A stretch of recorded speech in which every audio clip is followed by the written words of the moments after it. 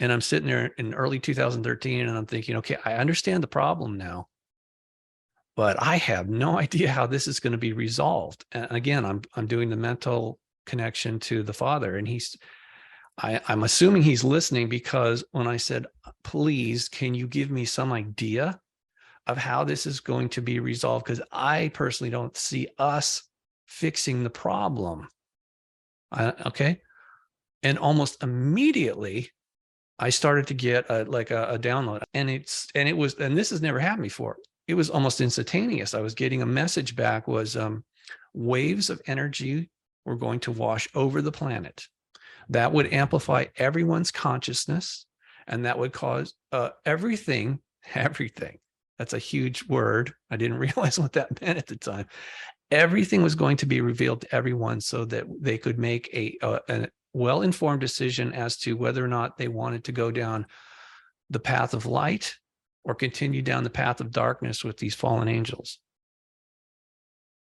And what was weird about it too is I saw a lot of people dying of heart attacks, which I thought was because they were just they couldn't handle the stress of it. The shock was too great.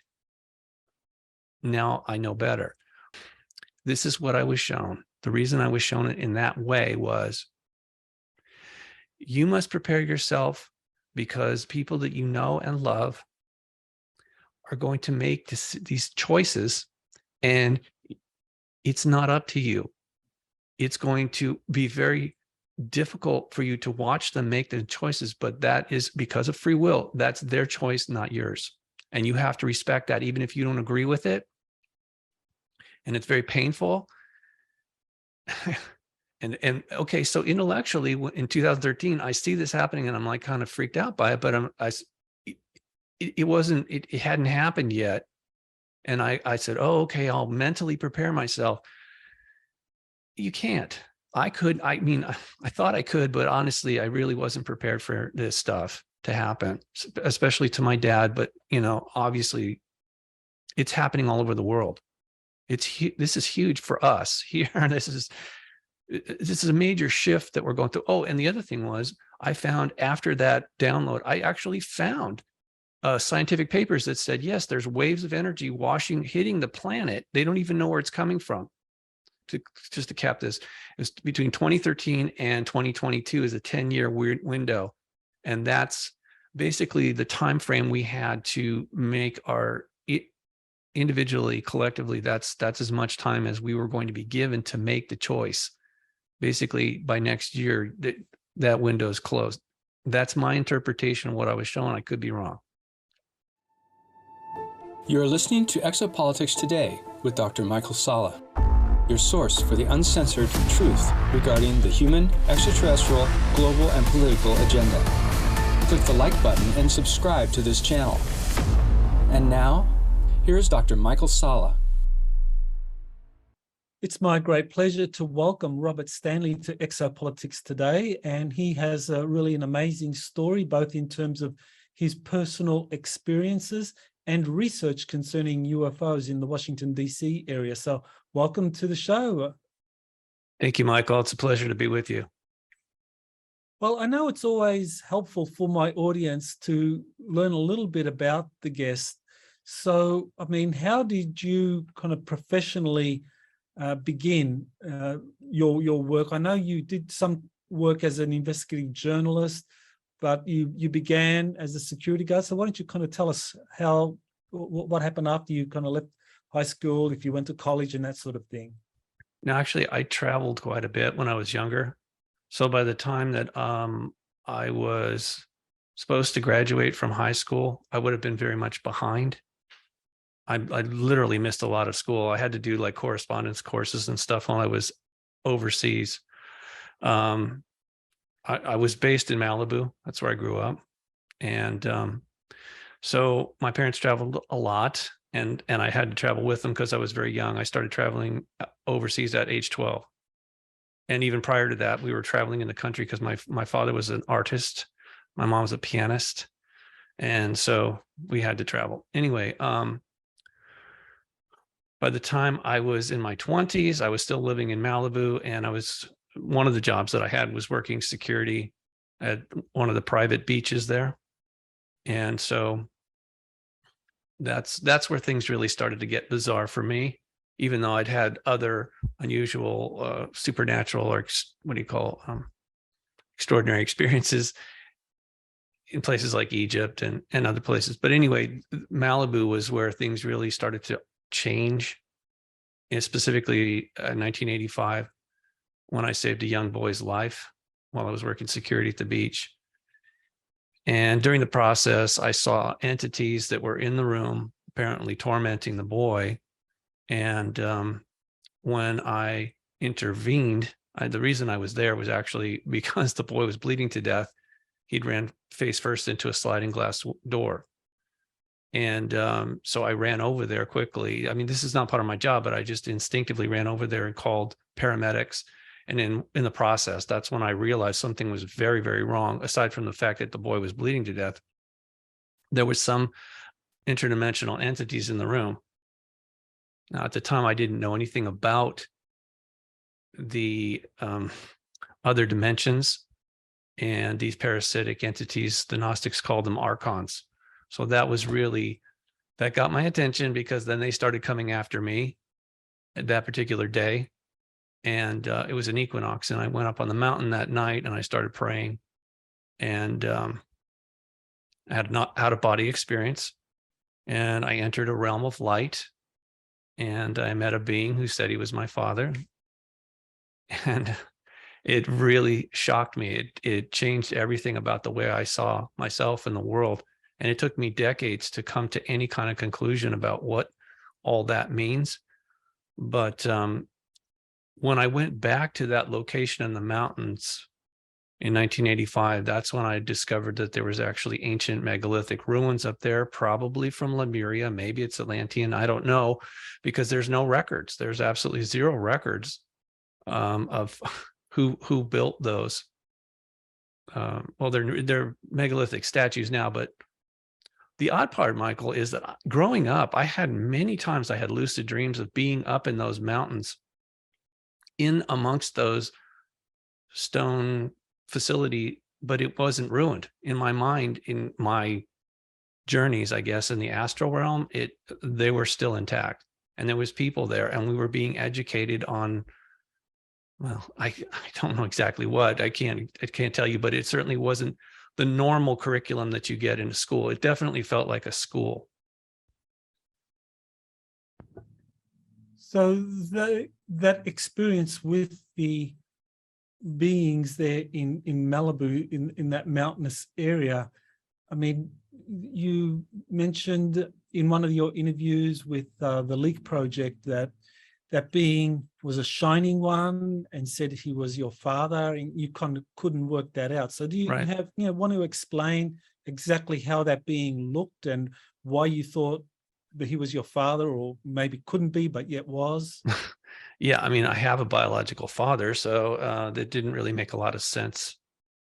You know, what he was, and besides, okay, so when I was out of body, I was in this realm of light, and in the distance, I saw this object moving closer towards me. So naturally, I'm focused on it. And as it got closer, I could see it was an incredibly bright, radiant light. And it was, in the light was a form of a human being that looked prototypically like Jesus, the long hair, the beard, and some sort of luminous robe. And yet, and what really freaked me out was that there was light literally coming out of his, not only his entire body, but out of his eyes. And so naturally, my question was, who is this?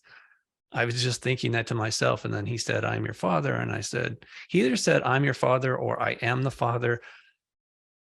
It was also shocking to me that all those events together in that one little space of time were very transformative and shocking. I don't know what else to say about it, but stunning, I guess.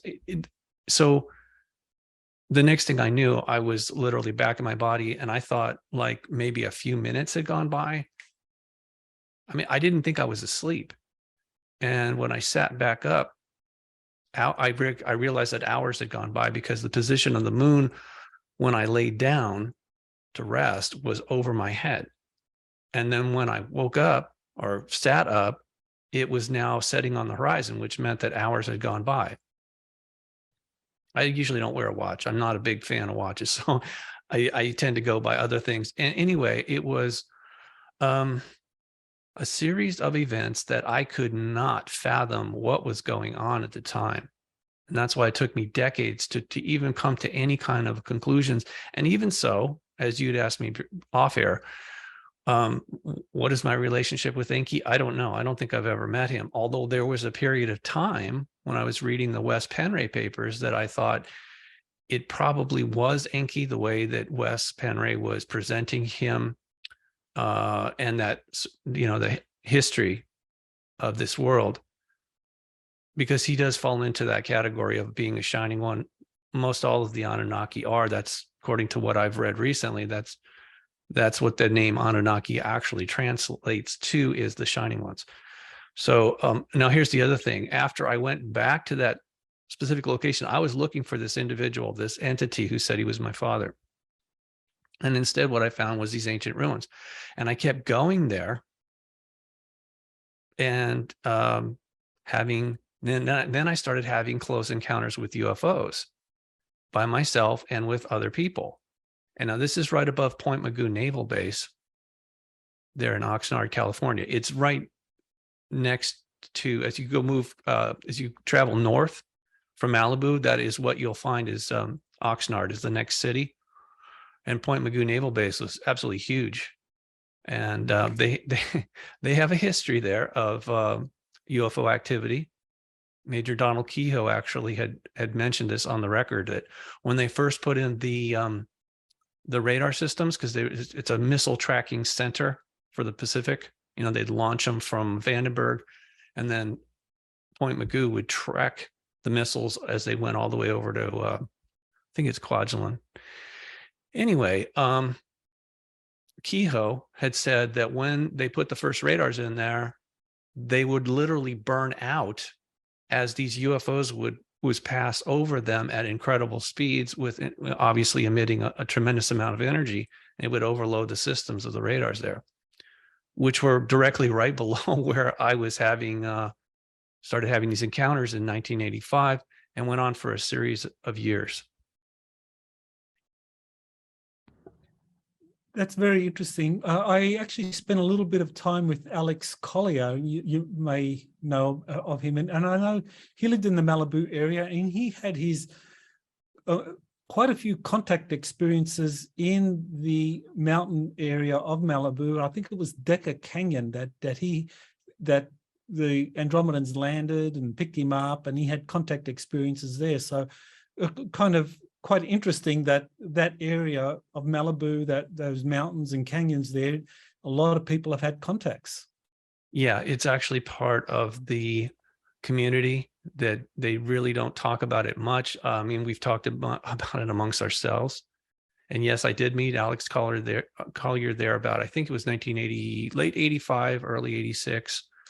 And we became friends. We shared a lot of information and had some experiences together up there in those mountains. But that Malibu is actually very much a UFO hotspot. And I think it was Jimmy Church in 2004 that broke the story of, allegedly on Google Earth, that there was some sort of UFO base under the water right there at Point Magoo. But I later was doing some analysis on, actually, I found it before Jimmy, but I just didn't publicize it because I couldn't really see it very well, at least not the way that he and his colleagues presented it, in such a way that it looked like something out of the Flintstones or something. A lot of that, though, is actually a distortion of the map, because those are not real photographs. Those are like computer generated images of data that's from satellites. It's not a real photograph. So, and when you tilt the entire map, it distorts things considerably. So contours in the cliffs there, and it is fascinating. And it is right adjacent to, directly in front of, as you go west towards the ocean. Yes, west. The so-called UFO base is right below where we were having all those UFO encounters in the mountains where there's, these ancient megalithic ruins. So I was intrigued by the whole process, but there's no way to prove that there's a UFO base. There's a lot of rumors, even before Jimmy Church put that stuff out there, that the rumors were that there's lava tubes that the Navy has been accessing for God knows how long, and using them to transit from the coastline inland to the Mojave Desert. So you had some common experiences with Alex there in Malibu regarding UFOs. I mean, he says he had encounters with Andromedans. Did you ever see anything like that, or were you kind of like seeing just lights in the sky and that sort of thing? Well, no, sometimes they beamed a light on us when we were up at this particular spot. Okay, yes. Okay, I'm going to say something here. I'm going to apologize up front if I offend anybody, but Alex, if you're watching this, I'm sorry that you and I had to butt heads over various things in the past. I do still consider you a friend, and I love you, and I'm glad I was there that night to save your life. I would not change a thing. I just wish that we could still be friends. I just hope this message gets to you, and I'm hoping that you are well and your family as well. That's all I can say about it at this point.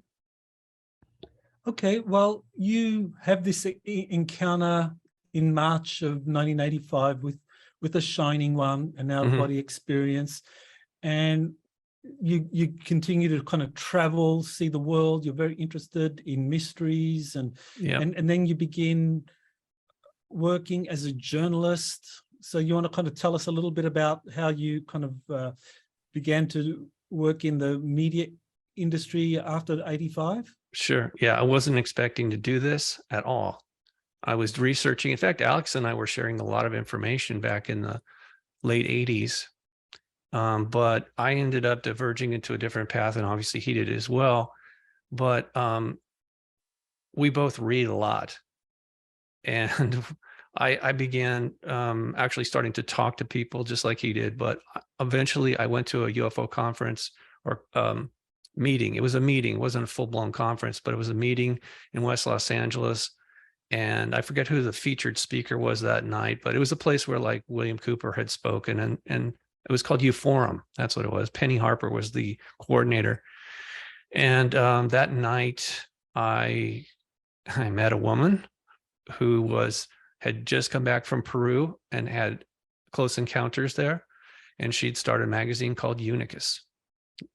And so she and I met, and she talked about her experiences. She basically, briefly, she introduced herself and the magazine, that this was something she was tasked to do by benevolent extraterrestrials. At least that's the way she presented it. And that so that she was looking for submissions to this new magazine, and I offered to write an article about the close encounters that I'd had up in Malibu and in these ancient ruins. So when I met her, I really don't want to say her name now because she's working in the corporate world, but that's how Unicus magazine got started. That's how I met my wife. We ended up getting married in very short order. And that's how I ended up working as the editor for Unicus magazine in print for from late 1990 up until sometime in, I think it was 95. And then we had a son, and I ended up going to work in a corporate setting. She'd already been working in the corporate world for many years. And I mean, her first job out of college was Madison Avenue in advertising. And it was a big switch for her to go from manipulating people to buy things that were obviously not good for them, like alcohol and soda and cigarettes and all that garbage, to publishing a magazine about benevolent extraterrestrials. I mean, there's some parallel connectivity there, but in other words, it was a huge transformation for her. By the time I met her, she was a very different person, and I was evolving as well. So again, I'm just trying to answer your question. I wasn't planning on being a journalist or an editor. I didn't know what I was going to do, Michael, honestly, because my life was so unusual, because I traveled so much. I broke with my peers. I didn't have the traditional education that most people have. I was more self-educated. I still am. I still read voluminous amounts of material every day and analyze it and try to come to some conclusions, or at least some awareness of who we are, where we are, and why why all this is existing. So Unicus actually was in print, and then at some point we put it to rest for various reasons. And then in 1999, I started the website unicusmagazine.com. That is now gone because of the censorship and other peer pressure that's being placed upon everyone who's anyone in the media. That we have to submit to the current powers that be.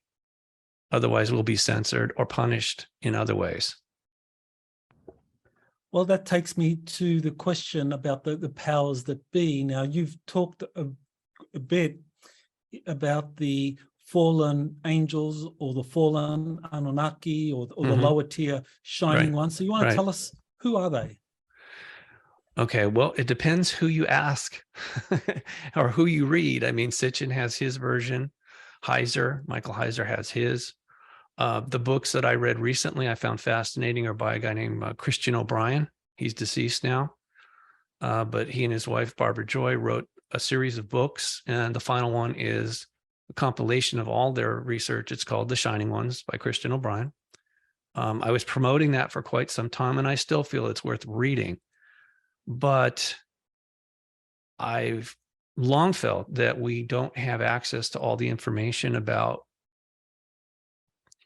them and even ourselves, because if you accept what's written in some of these books by different authors and researchers, is that there's an ongoing conflict amongst the Anunnaki. And you can oversimplify it, I think, by saying, oh, it's just between Enki and Lil. I disagree. I mean, it seems to me it's a lot more complicated than that. Wow. So in the book, The Shining Ones by Mr. O'Brien, it gives you a different perspective from somebody like Mr. Sitchin, who I think is, I liked him. I corresponded with him. We talked on the phone. I actually met him once. I showed him one of the artifacts I found in Malibu, and he was very surprised. I actually was gifted a Sumerian cylinder seal that was made in Malibu by a secret society there. And it's the 3 belt stars of Orion. And what he told me was, oh, you must find more of these. And I said, I didn't even find this. It was a gift. It found me. And it took me years to understand what it was, actually, because those things are not known to be in existence in the Americas. Anyway, it's a very complicated, it's not even a story, it's a history, which is extremely convoluted, because if I read this correctly, this ongoing conflict, let's call it a civil war amongst these Anunnaki that have come here. The first casualty of war is always truth. And the winner of any particular conflict usually writes the history. So one side says this, one side says that. It's really hard to tell for sure which is accurate. But to try and answer your question, according to Mr. O'Brien, there's different levels or tiers within the Anunnaki society. So you have the royalty all the way down to the servants, and which would explain why they were tasked or ordered to mine gold under the ground, or according to Mr. O'Brien, they actually were doing other hard labor as well. And they rebelled against it. I think it's a little more complicated than that, but I can't even address it right now. But in any case, there was one rebellion at Mount Hermon. Some of the lower ranking Anunnaki were imprisoned for their insubordination. Then there was new recruits brought in from from the lower level, the lower tier of the society. They were brought in to do this as replacements, to do heavy labor. And they rebelled as well. In the interim, supposedly we were created. Now, again, this is according to Mr. O'Brien's interpretation, which I find fascinating, and probably a little more inclusive or expansive compared to Sitchin and Heiser, because those guys are more focused on a more specific. They're not as holistic as Mr. O'Brien, in my opinion. So there was an agreement made with the new recruits that came in that they would, they being the higher ranking ones, Anu and his sons, Enlil, Enki, that whole administration, Anunnaki administration here, said that they would create another worker to help alleviate the labor. And that seemed to appease those that were in rebellion at that time.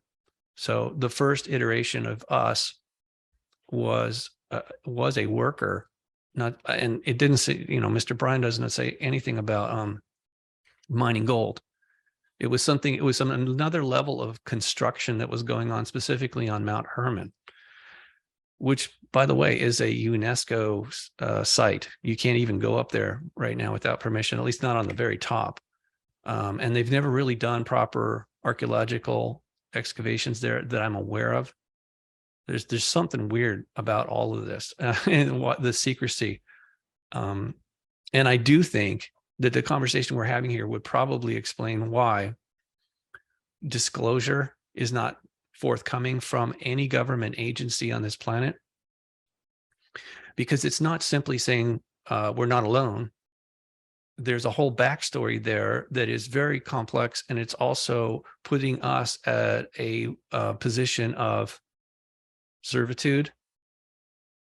And I think that would be, at least for the powers that be, like the so-called government, whether it be the government we see or this shadow government that everybody talks about, there's that would make them look inept or weak and subservient to these other beings, which would completely upset society. And I think they've known that. If you read the Brookings Institute, their briefing on to NASA in its early phases was, as you venture out there, the manned space program is probably going, or I think they said that you're going to find artifacts and or extraterrestrials as you move out there, and you shouldn't disclose that directly to the public, because it has the potential of destabilizing society. And I tend to agree with that. I don't like the secrecy. I think that's kind of idiotic. There's got to be a way to educate us and bring us up to the next level. And again, this goes back to this conflict.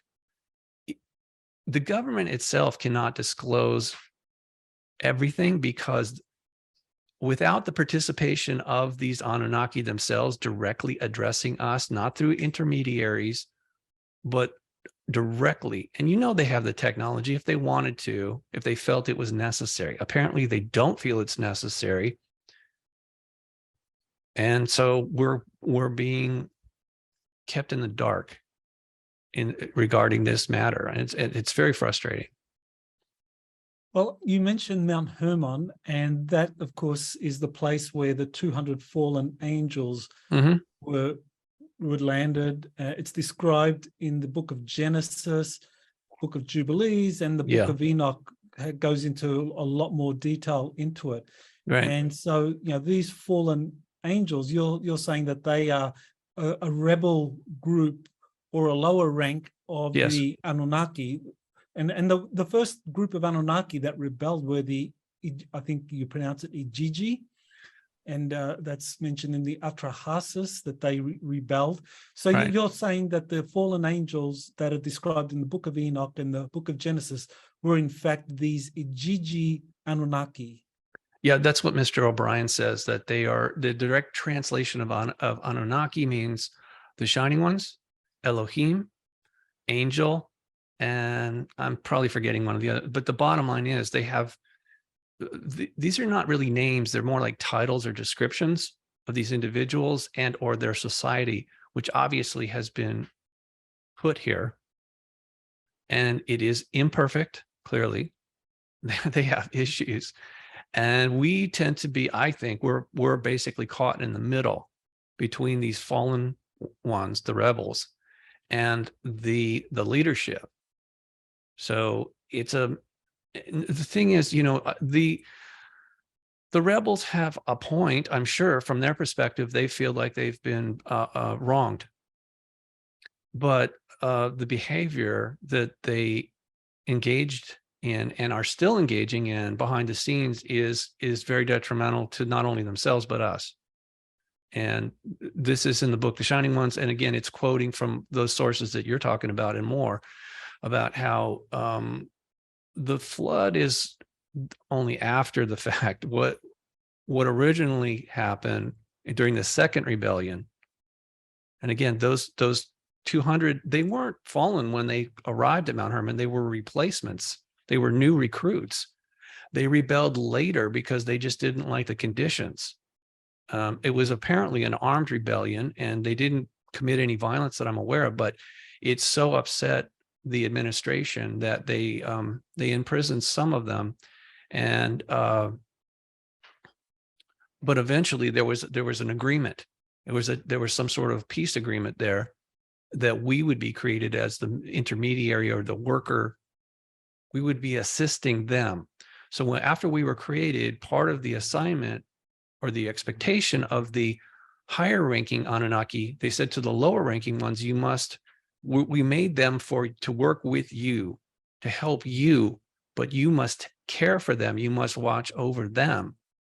And instead, if I read this correctly, again, I apologize if I'm upsetting anybody, but I'm just here trying to relate that they took advantage of us, according to the Book of Enoch, which again is not, and it's not complete. I'm sure there's more to it, and it's probably been censored or edited. But it says in there that they gave us weapons of war and showed us how to use them. They gave us pharmacopoeia. They taught the women how to wear jewelry and makeup, and so it was a lot of sex, drugs, and rock and roll, if I understand it correctly. But this really upset the higher ranking Anunnaki, and that's where the punishment really started to get severe. And they even told Enoch, you need to go explain it to them. I'm not giving them clemency or mercy. It's like you really screwed up. We gave you a very simple assignment. We made these assistant workers for you to help our whole society evolve. I mean, it wasn't just for them, by the way. Again, from the book, The Shining Ones, they're talking about some sort of upgrade that they were engaging in, advancing the primitive life forms that were here. So it wasn't like they were just exploiting us. Supposedly, we were very primitive when they first showed up many thousands of years ago. I should say our ancestors were very primitive. And then when they hybridized us by blending their genetics with ours, and teaching us stuff, the goal was to make us like a fourth tier, the fourth level of Anunnaki society. That's where we should have been. But obviously that didn't work out. And so I'm going to just summarize now, because this is really we're getting into the heart of the matter. After the rebellion, and we were created, and then they started teaching us basically how to misbehave and serve them directly, as opposed to serving the higher ranking Anunnaki. The punishment was imprisonment for the leadership of the so-called 200 fallen angels. And also they had to watch as their offspring, because at that point they started mating with our ancestors, the new hybrid, newly created Adama.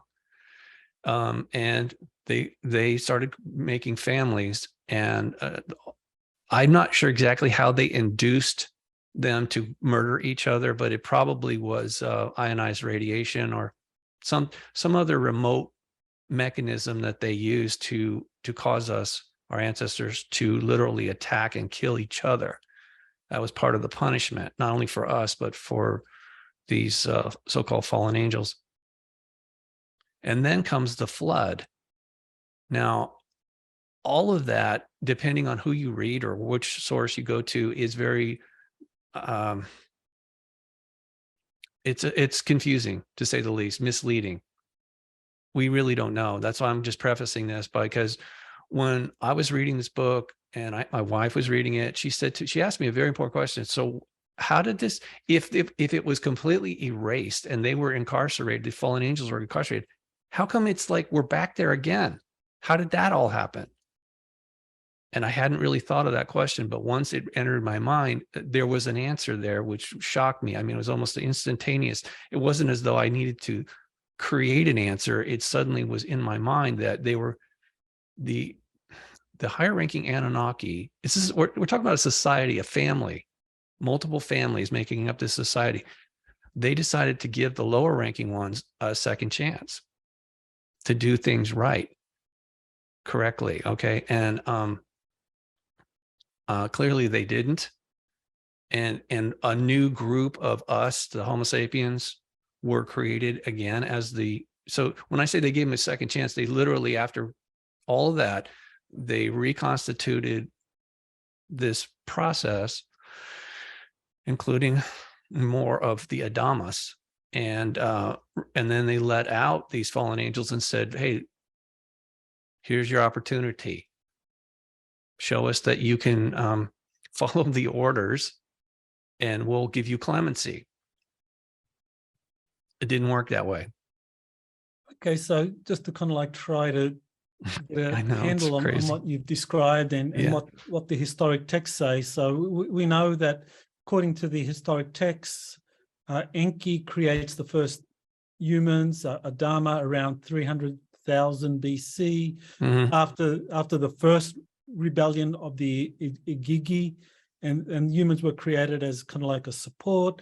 And then subsequent to that, the Igigi were kind of put in a position of custodianship over humanity, and they were supposed to kind of like steward us to make sure that we did things properly, so that the high level Anunnaki would get whatever it was that they wanted, gold or whatever they wanted. But they messed up. And so then they were imprisoned. That's the Book of Enoch, right? Describing another group coming in, another group of Igigi coming in, new recruits to kind of like oversee humanity. They mess up as well. There's the flood, and then after the flood, the surviving humans have to kind of like work with the surviving Igigi, who are now, I assume, going to become the kind of ruling class or the secret shadow government behind the scenes. Is that kind of pretty much what you were trying to express? Right. Except I don't accept that everything was just put into an ark or a boat. I mean, because that really doesn't address where do the fallen angels come, how did they come back into a position of power if they were imprisoned? I mean, and besides, it was, okay, so the geneticists like Enki would have had a way of reconstituting pretty much everything. The question is, was there the will or the authority to do that? And it certainly wouldn't be coming from the fallen ones, the lower ranking ones. It had to come from the higher ranking ones, the authorities of that society.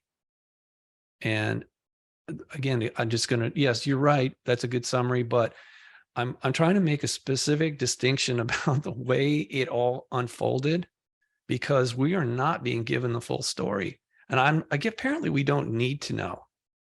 And from their perspective, if I understand this correctly, they don't really, we know that the lower ranking ones don't think of us as, what do they call us? The Lulu, the worker. We weren't designed to be a allegedly to be co-equal with these higher ranking ones, or even the lower ranking ones. And that's why it's so easy for them to manipulate us on some level. So then with the higher ranking Anunnaki, I mean, there's always been this interpretation, and Sitchin kind of talked about it, and others have talked about it, this rivalry between Enki and Enlil, which was kind of like a power struggle. Yeah. But beyond that power struggle, you also have a class struggle, right, between the family of Anu, Enki, Enlil, and the working Anunnaki, the Igigi. So it's kind of like you got different types of conflicts going on. But essentially, then it sounds like this lower class of Anunnaki, the Igigi, or the fallen angels, that they've kind of like been left behind on the planet, and that the upper class kind of on their flagship Nibiru, or maybe they have more than one flagship or planet, that they come and go and they kind of look at what's happened, and they maybe release some groups that have been behaving, or maybe they begin to imprison others that have misbehaved, that they kind of pass judgment, and then they go away and come back after so many thousands of years. And in the meantime, they're kind of watching this experiment on the planet Earth unfold with us, the Lulu in their eyes, and the Igigi, they're kind of subservient Anunnaki that are there to kind of like exercise some control or some responsibility over us.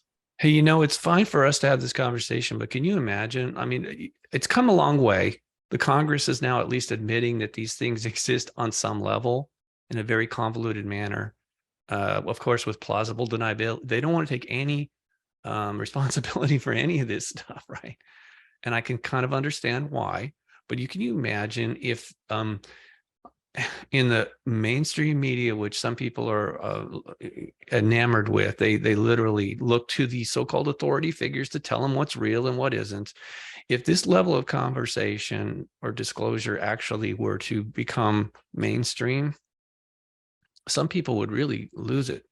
I think because their paradigm would be so shattered, it'd be difficult for them to pick up the pieces and then carry on. And so I kind of think that's why we're still being treated this way collectively.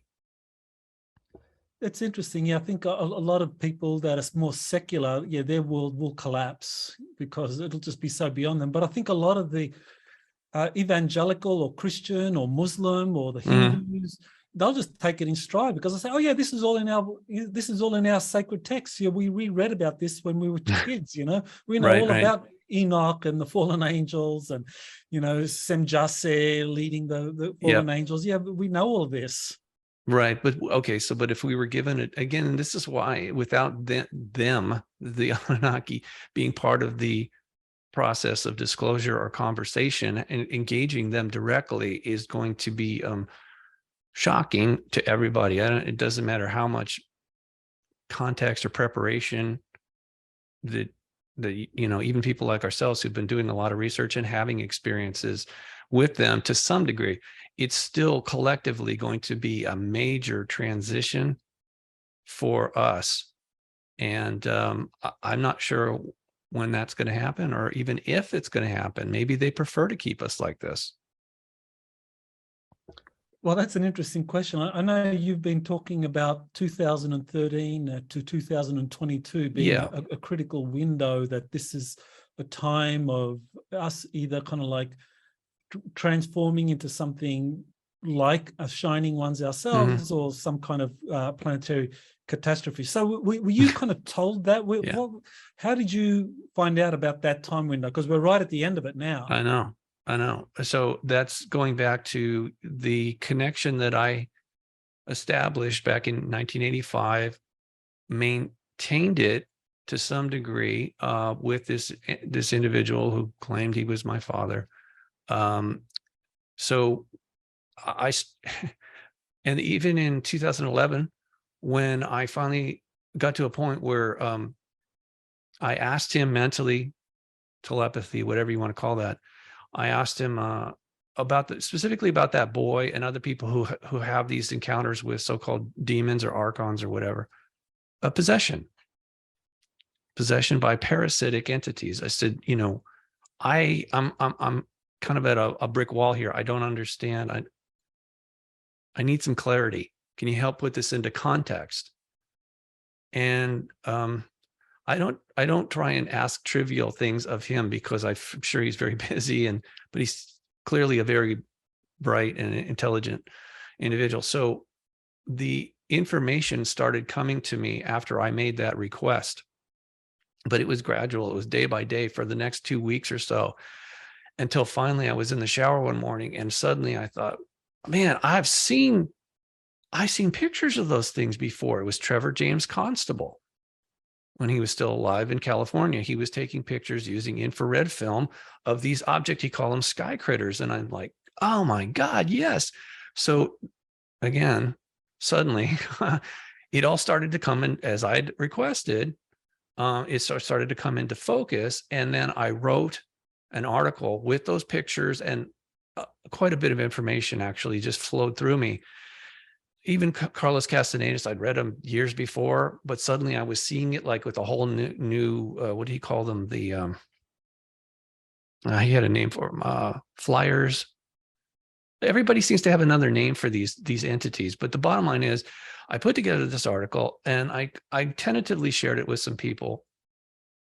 And I thought, oh, well, this answers the question, but I'm not sure I want to be the one that's out there putting out that this information is not going to go well with people. I think it's going to upset a lot of people. Even if they really need to know it, I think it's going to be very unpopular. I was a little uncomfortable being the messenger. All right. So I said, once again, I dialed up the father figure, whatever. And I said, if you really want me to bring this story out, please give me a sign that this is what you want. And shortly after that, I got a phone call from the producer at Coast to Coast AM, who I already knew because of my other work investigating UFO activity in Washington, D.C. And normally we book shows, you know, at least a few days, if not a couple weeks out. And I said, hi, what's up? And she says, George's dad died today. I said, oh, that's terrible. And she says, I need somebody tonight. Can you come on tonight? Well, that had never happened before. I said, okay, sure. What are we talking about? She goes, well, what do you have? I was like, well, hang on now. Let me email you this thing. And she took a look. I said, you see that? And she goes, yeah. She goes, we're doing it. And I said, well, hold on now. Are you sure? She said, yes, we're doing this. I'll have so-and-so contact you. We're on. That's it. She just wanted it overdone, whatever. And after I hung up, I was like, oh, I remembered what I said, you know, is this what you want me to do? Give me a sign. Well, that's the biggest audience for this kind of information on the whole planet. And I spoke to George. Obviously he was a wreck, but we walked it through it. And he said at one point, he says to me, Robert, this is the scariest thing I've ever heard. And I said, George, the fact that we're having this conversation now is a very, very healthy sign. I mean, so you can't treat an illness unless you know you are sick. And essentially, these things are making us ill spiritually and physically. They're affecting us terribly, and most of us have no idea. So this is actually a very healthy thing that we're doing this. After the show, I was inundated with email from all over the place, all over the planet. And a lot of people were very thankful that we were finally bringing it out, that they knew because they had experiences in their family or personally, whatever. So the dam burst right there, 2011. And I was grateful to an extent. I mean, it's a blessing, but it's also a burden, I guess, to some degree. It accelerated the conflict. Once I became aware of them, they knew that I knew, and they were not happy at all.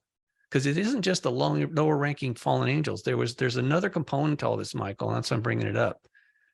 Some people call it Waitiko, or however you want to look at it. There's a negative non-physical component to the problem here. And I'm sure it's not just, affecting our thought process, I'm sure it's affecting the lower ranking Anunnaki as well. And that's why they're in that position, is they're like a spiritual parasite, basically, has entered their soul or spirit, however you want to look at it. No, I'm getting to the point here, right? So all that transpires 2011, 2012, whatever. And I'm sitting there in early 2013 and I'm thinking, okay, I understand the problem now, but I have no idea how this is going to be resolved. And again, I'm doing the mental connection to the Father, and I'm assuming he's listening, because when I said, please, can you give me some idea of how this is going to be resolved? Because I personally don't see us fixing the problem. Okay. And almost immediately, I started to get a download. And I think this is how telepathy really works, is it's not just a voice. It's visual, it's emotional. And yes, you may hear something, but again, it's all very interpretive. Like anything, you read a book, you watch a movie, you're going to interpret it through your own personal lens. But I did ask, and this has never happened before. It was almost instantaneous. I was getting a message back, was waves of energy were going to wash over the planet. That would amplify everyone's consciousness, and that would cause everything. That's a huge word. I didn't realize what that meant at the time. Everything was going to be revealed to everyone, so that they could make a well-informed decision as to whether or not they wanted to go down the path of light or continue down the path of darkness with these fallen angels. And what was weird about it too, is I saw a lot of people dying of heart attacks, which I thought was because they were just, they couldn't handle the stress of it. The shock was too great. Now I know better. But whoever was sending me this information clearly knew what was coming. And I'm sure they've had a hand in it to some degree, based on what we know about their activities in the past. I'm assuming that it's benevolent. It's not pleasant, though, being in our position in the midst of all this. It's very, very, very disconcerting. Yeah, that kind of download you got about the future, and possibility of us making that choice of in the path of light, Right. darkness, and the kind of heart attacks that suddenly would emerge. Yeah, I mean, we're seeing that now with the Florida Surgeon General, Right, coming out, and so many University others coming out with the increase in heart risk for those that take a certain recommended health action. I won't say anything more about that. Yeah, Michael, it happened to my father. My biological father went through that process, and he passed away this year from heart failure. So this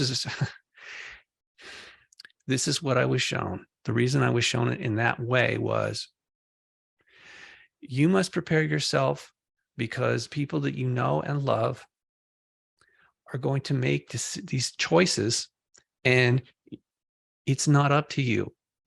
It's going to be very difficult for you to watch them make the choices, but that is because of free will. That's their choice, not yours. And you have to respect that, even if you don't agree with it. And it's very painful.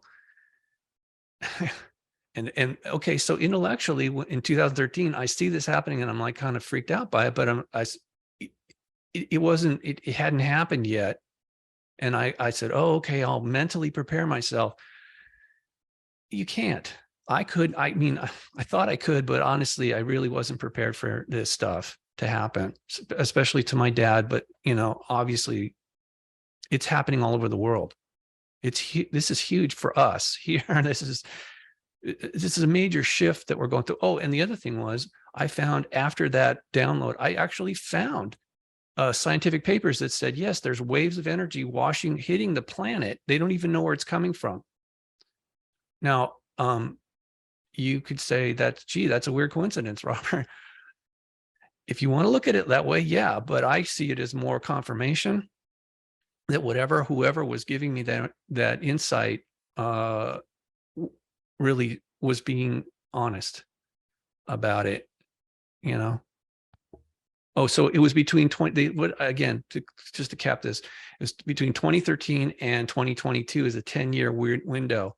And that's basically the time frame we had to make our individually, collectively, that's as much time as we were going to be given to make the choice. Basically, by next year, that window is closed. That's my interpretation of what I was showing. I could be wrong.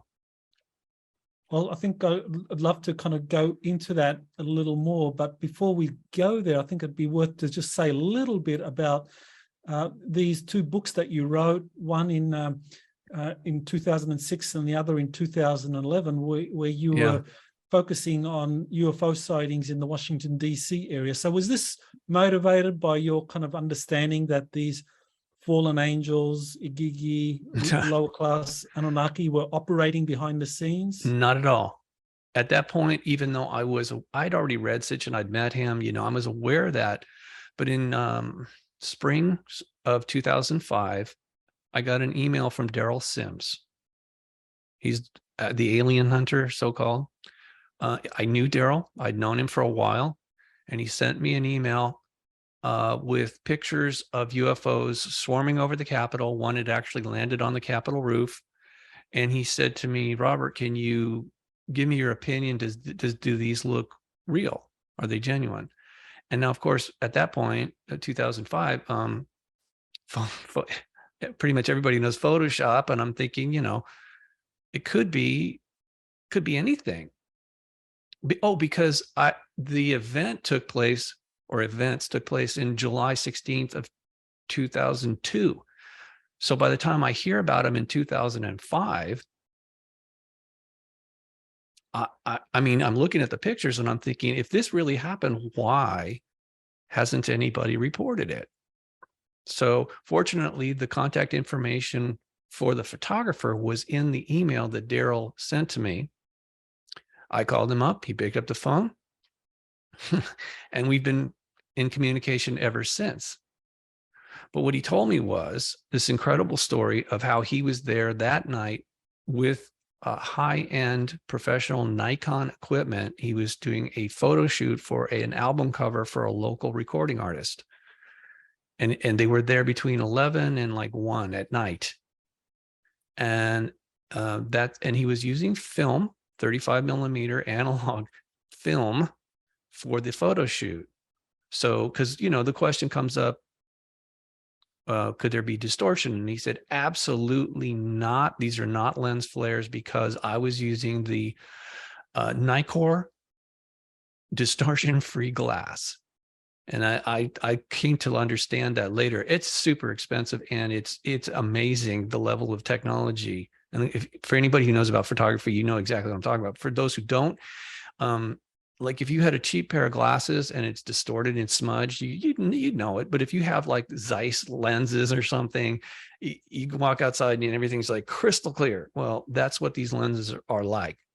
When it says distortion free, that's why they cost thousands and thousands of dollars. Okay, it's a process. Anyway, he's there. He takes the pictures. Of course, he's focused on doing the job, but you got here, and this whole backstory is really quite phenomenal too.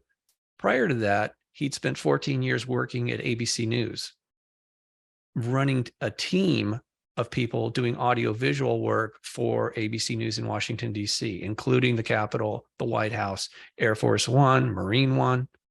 He comes from a prestigious military family. This is not just some guy off the street with the camera just like taking pictures. There was a real, the context I thought was, it lended a lot of credibility to the story behind the photos.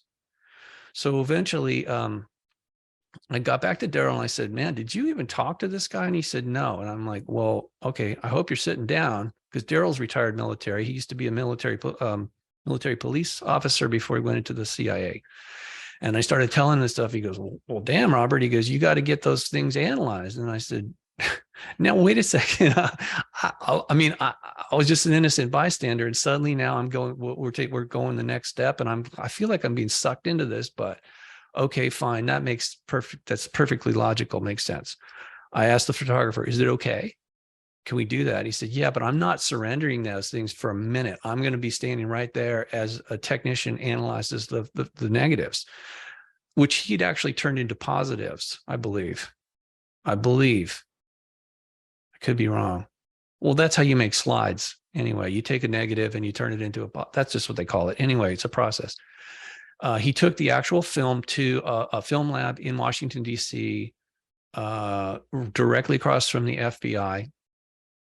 And they used that lab for developing their film. So it seemed like a good enough thing. I had the photographer record the conversation of the analysis. I then later called the analyst, the film analyst, technician, and I spoke to him. I said, hey, I'm listening to a recording of you. Is that really you? Did you say that? And he said, yes, but don't put my name on the record. I don't know what that is. All I know is it wasn't added after the fact. It's a very powerful light source or sources, and that's all I can tell you. And I thought, okay, well, then now we've got a story.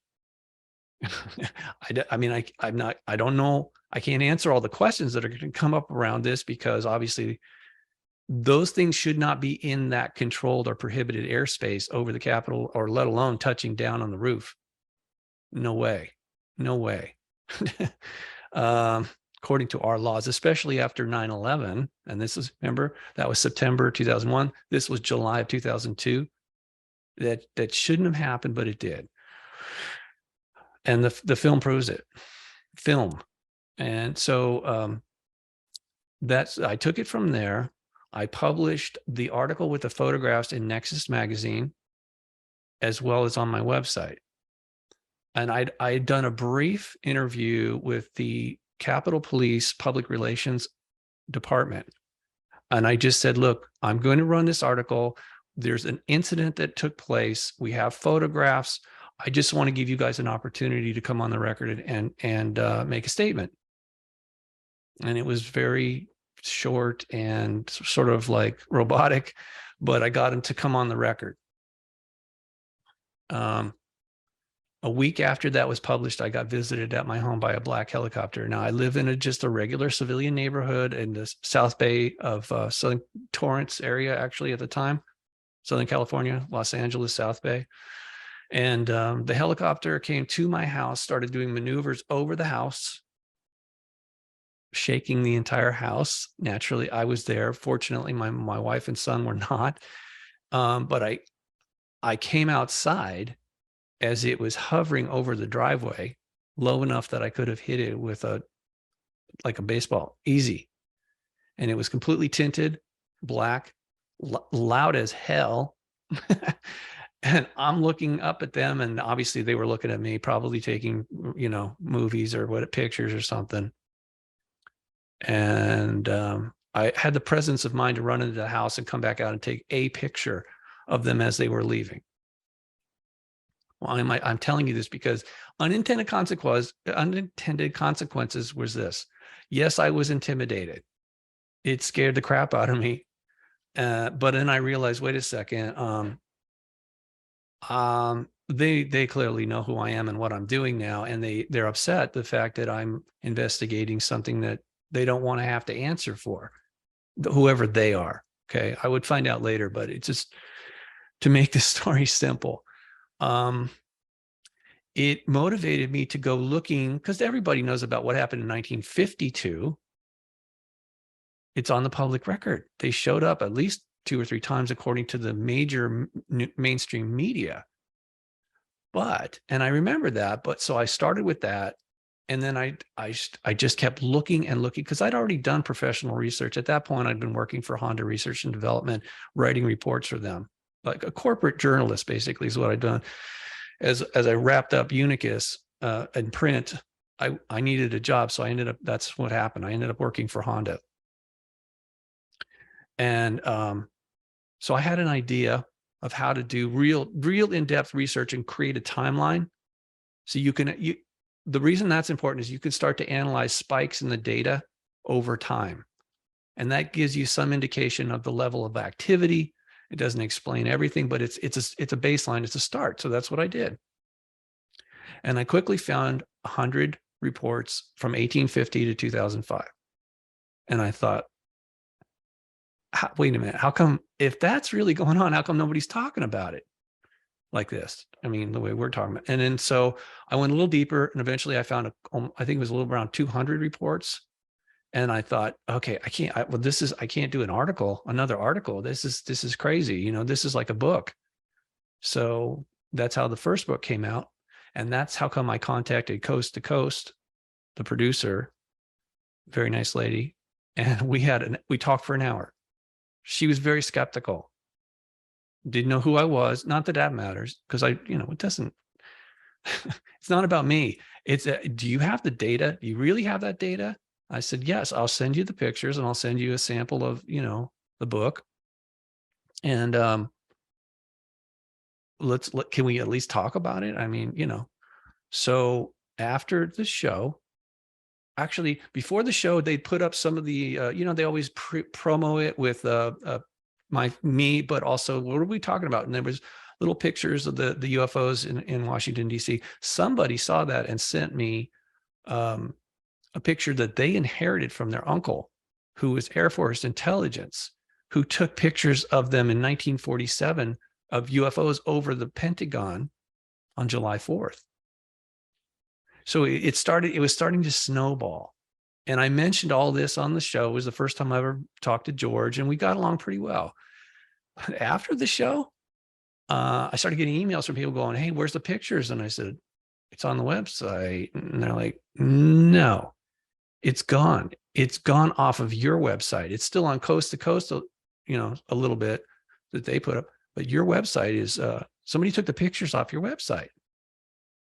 So I go in there and I look. Now I'm a webmaster at that point. I went in there and I'm trying to upload and it wouldn't upload. So I called them the next day to the people that I'm contracting to host my website. I said, hey, I can't get in. And they said, hold on.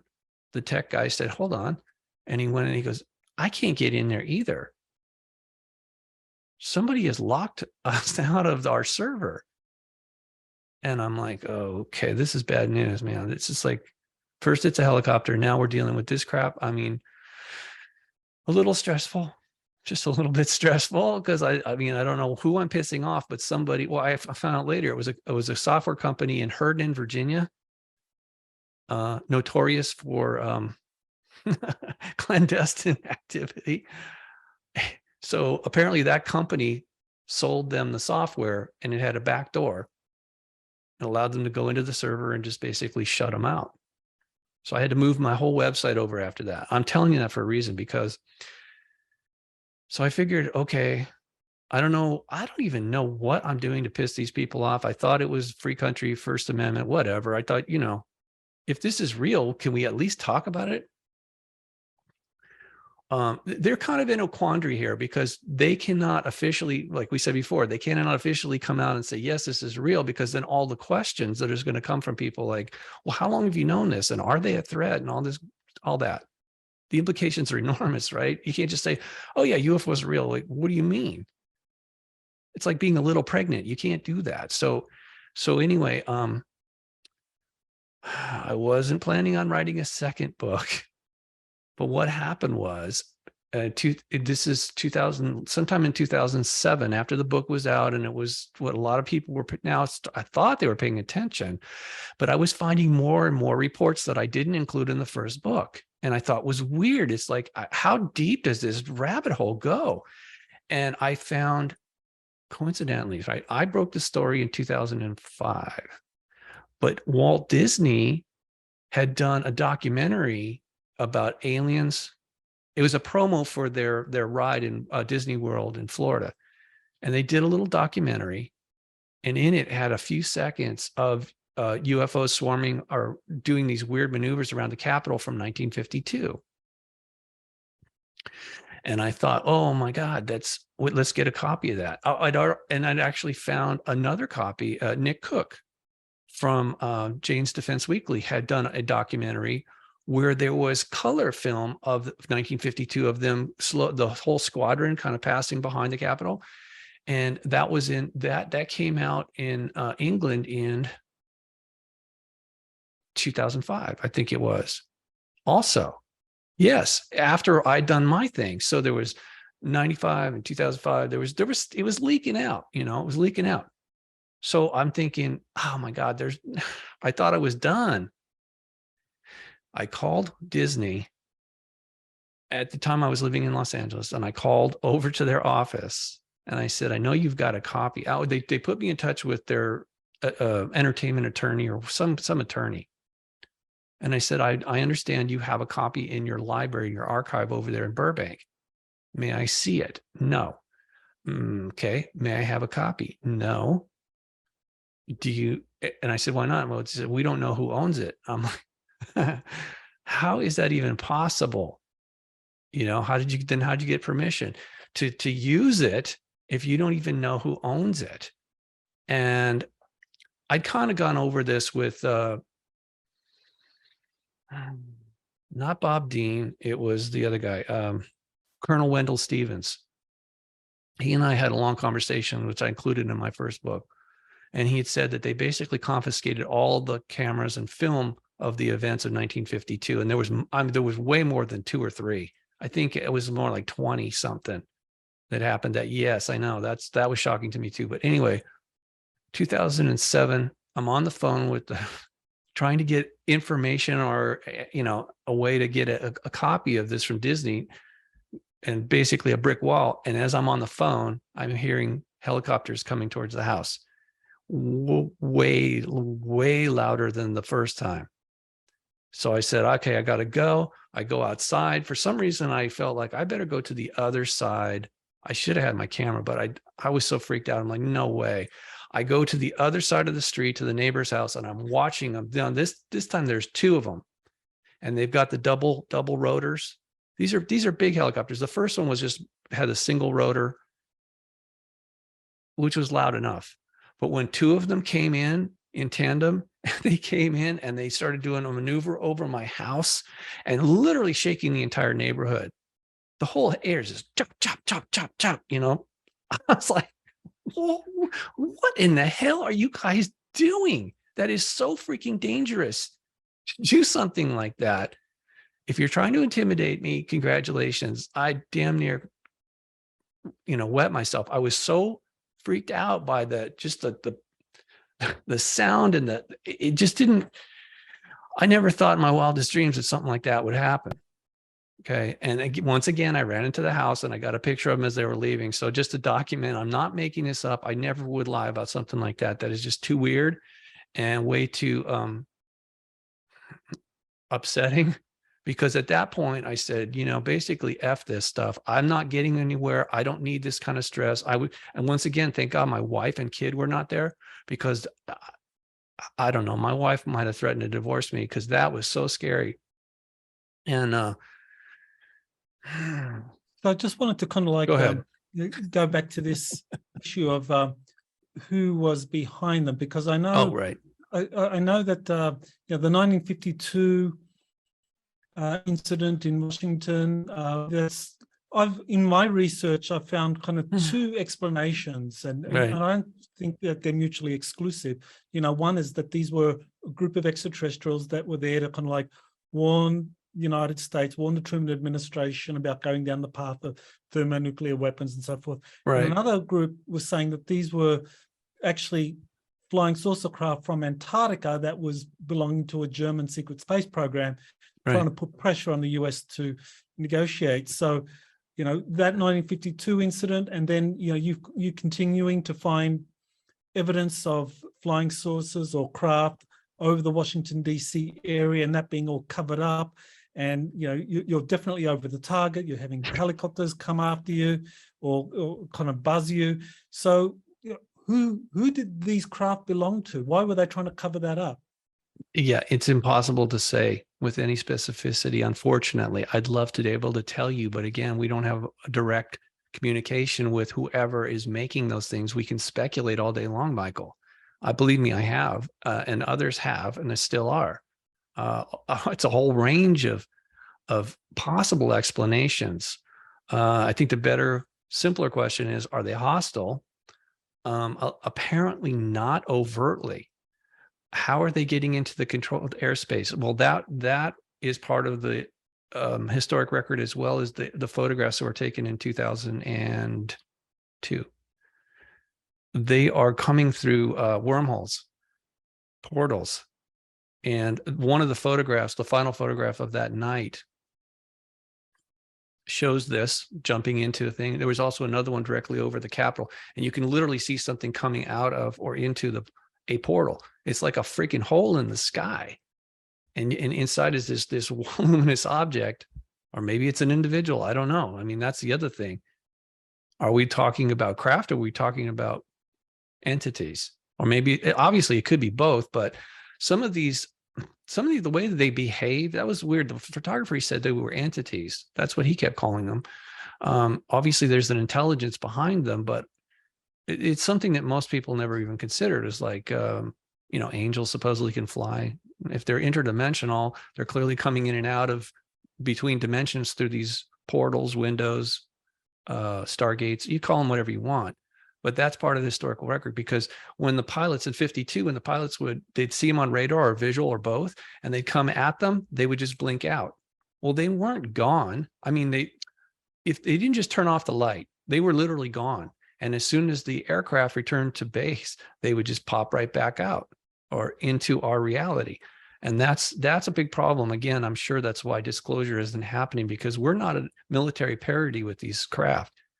Not at all. I mean, I know we have advanced stuff. Clearly, some of that stuff is ours, and it's convenient for them to say it's unidentified. When damn well after all these years, they know what these things are more than we would know. We don't have a need to know. I'm just saying, unidentified aerial phenomena, that's what they're calling them now. That's not true. In my opinion, they know for sure, or at least they have a really good idea, because behind the scenes, they were doing a huge amount of analysis of these craft and the energy signature and the way that they're coming in and out, the way they interact with our aircraft, especially the military. There's a ton of data there that they could analyze and come to some conclusion, not to mention all the human intelligence that they gathered of people that are having contact. They do. Our government knows about that. Okay, they're acting like they don't, but I know they know. Anyway. Well, this kind of brings me to more recent events, and you had an experience. I think it was March of, what was it, last year or the year before, about being contacted by the Shining Ones again, and they asking for your help in dealing with the lower ranking Shining Ones. So, right, you want to tell us what happened there? Yeah, that was 2020. Where are we? 2020, I think it was, maybe 21. Anyway, I don't know. It's kind of a blur to me because all these events kind of meld together in my mind. But yes, it was fairly recent. It was before Easter. I woke up and had a clear understanding that I'd had a conversation with them. And I know it wasn't just him, it was them, because they were asking me to ask everyone that I was reaching through modern media, meaning the internet and or conversations like this. I was doing a radio show at the time, and they said, we want you to ask everyone to ask us for assistance in dealing with the lower ranking or fallen angels. And my response was, okay, sure. And they said, just not so fast. If you do that, you're going to be kicked off the radio. And I thought, okay, so what? I mean, this is way more important than me being on a radio show. And they said, but if you're not careful, they're going to try and kill you. And I'm like, oh, okay, that's not good. I got a family, I don't, so I thought if I, as long as I'm careful, as long as I don't really just push too hard, because I've already had some experience with that. If you are an aggressor towards these entities, they will take it as an invitation to combat you. And that was made very clear to me. I don't need to be attacking them. I can expose them, I can oppose them, but I don't need to be an aggressor. I'm not here to condemn them. I'm just exposing the fact that they exist. And this is this is an ongoing conflict. And we really need help because in a way we are incapable. In other words, they have an advantage over us. Even the lower ranking ones have advantages over us for manipulating us and stuff like that. So I agreed to do it. I knew I made that agreement. And I told my wife when she woke up, I said, hey, look, I don't want to scare you. I'm just going to tell you straight out what happened. And I'm just going to proceed with caution, okay? Because to me, it sounds like a very simple request. I don't see how that could cause so much blowback. Well, that afternoon, I walked into, after lunch, I walked in, I looked at my bookshelf, and I saw a book that I'd picked up a year before and had not read because it was a novel. I'm not really into novels, but it was something about, it said angelology. And it caught my attention because I'd never heard that word before. I heard of demonology, and I'd read a lot about that, but I mean, angelology was new to me. So I pulled it off the thing and I started to read it, and I thought, wait a second, this is exactly what I just agreed to. I mean, summoning help from the higher angels to deal with the fallen ones. I mean, it's like right there. Yes, of course it was fictional, but I mean, what are the odds of that? It's a really funny way, the way they interact with us. Okay. It's not always very logical and straightforward the way we're having this conversation. So I showed my wife the book and she's like, oh my God. Oh my God. All right. So what are you going to do? Summon them? I said, not me. No. They're asking all of us to ask for their help in dealing with this problem because we're kind of caught in the middle. And now this is before so they obviously I passed some level of test competency because I was able to comprehend starting to comprehend it. Then it just was a deluge, a download of all this. I understood angelology is not a fictional thing. It's a real field of study. And I'm looking at all these books about it, and I'm digesting it. And I started to be able to then articulate more clearly as it's, why am I asking you to do this? Well, it's because there's a whole history, and most everybody like yourself would not see it as the fallen angels, but as the Anunnaki and that internal rebellion thing, that civil war, or however you want to call it, family feud. And as that happened in the process, there was a time that I was on the radio, we were talking about something, and someone specifically, who I won't name, I said, he was being depicted as an angel. And I said, oh, a fallen, yeah, sure, a fallen angel. And apparently that pissed somebody off. They contacted the station. The manager says to me, Robert, we pulled that show out of our archives, and you cannot come back onto the air until you apologize for saying that. And understand, I'm friends with everybody at the station. This is not it was kind of shocking. They weren't trying to punish me. They were scared of being sued. Right. So I told my wife, I said, I need to do this. And she said, you cannot do that, because the next time you cross whatever that line is, they're going to pull the show again. They'll take that out of the archive, and they're going to ask you to apologize again. Are you just going to keep apologizing each time? I mean, do you see what a slippery slope that is? I'm like, okay, so, well, I guess what they told me came true, because it wasn't like, it was a mutual thing. I'm not going to apologize, and you're not going to let me on the air. So basically I'm off. That's it. I'm out. The reason I'm telling you that is because after that happened, I started thinking, oh crap, I know what comes next. They told me you're going to get kicked off the radio, and if you're not careful, you're going to get killed. I'm like, okay, because actually that was in the book Angelology. This was not fun and games at all. This was serious, like cloak and dagger stuff. And angels killing angels and people and everybody. I mean, it was like crazy James Bond stuff on a whole nother level. And I thought, man, I just need to step away from this. I need I need some time. So I just said, that's it. I'm done for a while. But I was still getting the information kept coming to me. They wanted me to be like a repository or someone that could have a way of summarizing, because it's so voluminous. This information is so deep, and most people dismiss it. Well, I didn't. Believe me, I was taking this as serious as a heart attack. So I'm reading every day. I'm reading this, digesting it, sharing it with people. And that's ultimately how I came across that final book in a series by Mr. O'Brien called The Shining Ones.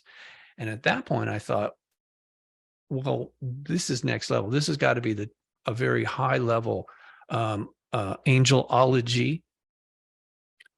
It seems like for some reason, people in England know more about this than any other place on the planet. Have you noticed this at all? Yeah, well, I think the English have a long history of the occult, going back to Queen Elizabeth's John court. John Dee. John Dee's, yeah. I mean, I think I think he set up the first military intelligence, or Right. MI5 First 007. Yeah. And he supposedly had a way of communicating with these angels, whether they were fallen ones or not. I mean, we don't know. But I do think historically that some of the bloodlines there are directly related, more directly related. In England is not all of Britain. It's a small district, and it was called the land of the Angles, or the Anglos. Or I guess you could say it's Angle land. Okay. All right. So anyway, there's a connectivity there. And because most of the really high people, even Zachariah Sitchin, he was going to the London School of Economics. He was in the UK for quite a while before he came to New York and started writing. I'm trying to think, Lawrence Gardner, others. There's just so many, just all these people right there that have had a huge influence on our understanding of these beings. Now, the latest thing though is absolutely beyond me. I'm having a hard time after this latest interview I did with Rex. It always happens like this. People hear me talking, so they contact me. And actually, if anybody wants to, I don't have a website right now, but if you want to contact me, I do have an email, which is unicuseditor@gmail.com. Unicus is spelled UNICUS. unicuseditor@gmail.com. If you write to me and you request any information that you heard here, or maybe something else we haven't discussed, I'll be happy to send that to you, because that's part of my mission, I guess you call it, is to share information without censorship or some personal agenda. That's really what I've been tasked to do, Michael. I know it sounds weird, but they do need intermediaries or emissaries to help kind of bring us up to speed on what's going on, because again, they're not interacting with us directly in the collective. Obviously, they do interact with us, some individuals. So what would you say now, just in kind of bringing this interview to an end, to people who are listening and they're kind of wondering, well, here we are, October 2022, the end of that window, and we're on the verge of a nuclear war between NATO and Russia. So what would you say to people in terms of the Shining Ones having been in touch with you, asking for you to kind of like get the message out to a wider audience, asking for people to kind of like ask them for help, right, against the lower ranking ones, which we would call our deep state or the cabal, yes, that have just been kind of causing all these problems and are trying to create this nuclear war? Yes, their motto is order from chaos. Yeah, and they're good at it, but it's bad for everybody. It's bad for all life. So that's yes, and that's been raging for thousands of years here. And obviously it can be rectified, but because free will is a factor, this is why they wanted us to all be well informed, and they amplified everybody's consciousness. And you notice that the secrecy, it's almost impossible to keep anything secret now, no matter how hard they tried. In fact, the harder that they tried, the more people become aware of it now. You know, so-called conspiracies or whatever you want to call it is now actually quite mainstream, meaning the general population, not the media, because they're still spinning. But the bottom line is that the dark side is real. And if we choose to go down that path, that's what we're going to experience. And if so is the force, the good side, the light side of life is there. The path of light is very real, and we can choose to do that. Now, at this point, the dualistic nature is so extreme, Michael. It's like the magnets are pushing each other so far apart. There has to be some sort of separation. And again, this is why they've been asking us to ask them for help, but also to make a choice. We have to make a choice. They cannot make that choice for us. Which side do we want to participate in? They will respect our free will. There is, as far as I know, free will up to a point is part of who we are. It's part of the process that allows us to keep growing. So as far as it's always going to look bad, but it looks worse now because if you think about what I said, all consciousness is being raised. That's the dark side as well as the light. That's why things have gotten increasingly, I mean, relatively speaking, it looks worse than ever, but it's just because they're desperate to retain control over as many of us as possible. And they know that they're running out of time to do that. So they're trying to accelerate a lot of their contingency plans to keep us under control. They call it the Great Reset. I call it the not so great reset, or some people call it a satanic reset because it is very much profane. On the flip side of that most people are not talking about or are unaware of, and what I am promoting is a divine reset, which the benevolent Anunnaki will assist in implementing for those that choose it. Now, whether that's on this world or some other place is unknown to me. Do they have the capability? Yes, for sure they do. They have. It's been actually in the book, The Shining Ones, it says in their language, which I believe is called Maon, that's their language. What they speak to us is Maku, but in their language, they talk about a scientist is either a one-eyed scientist or a two-eyed scientist, and they're called serpents. Don't ask me why, but this is according to the book, The Shining Ones. So the one-eyed scientist or serpent is unaware of the level of information and technology of the two-eyed serpent. So the higher ranking Anunnaki have abilities that are far beyond those of the lower ranking ones. Okay, so we could call it technology, but if you don't understand it, you call it magic. It's a process. It's not based on superstition or ritual. It's a process, just like any other scientific process.